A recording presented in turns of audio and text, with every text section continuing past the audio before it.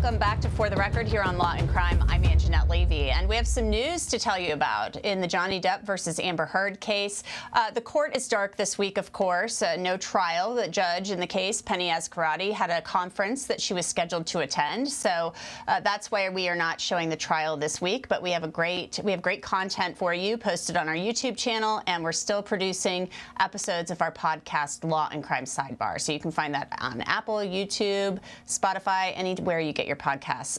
But we found out some information about who Amber Heard's next witnesses will be when the trial resumes on Monday, May 16th.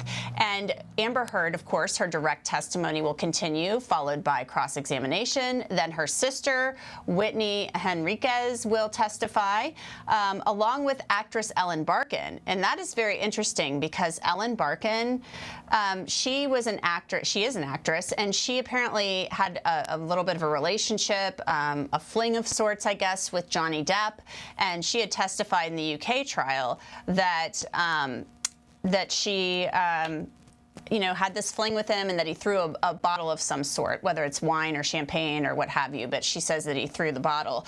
And then, this is the big shocker to me. I find it interesting. Maybe it's not a shocker per se, but they're going to call Johnny Depp to testify. And I'm thinking to myself, what in the world is going on there? So we've already heard from Johnny Depp, of course, but now the defense is calling Johnny Depp back to the stand as its witness. So I find that very interesting. Joseph Scott Morgan is with us, forensic death investigator. Joseph, I'm trying to figure out, I don't know if you have any idea what this could be, but what do you think the strategy could be in putting Johnny Depp back on the stand? Because as a defense witness, a lot of people felt like Johnny Depp did okay on the stand, that he did pretty well. He was a good witness. We've had legal analysts on this station, on this network, saying that he was a really good witness. So why do you think that they would be apt to do that? I don't know. And he was on for a long time. I mean, an excruciatingly long time. A long time. So, yeah, and so I'm thinking, what further information could you elicit from him and contextualize it, to that point, and unless I'm kind of suspicious by nature. They're looking to trip him up in some way, as we say in the investigative world, looking to drag him through a keyhole here, and to apply more pressure, as it were. And I think that's kind of interesting when you begin to look at it. And but he's practiced now.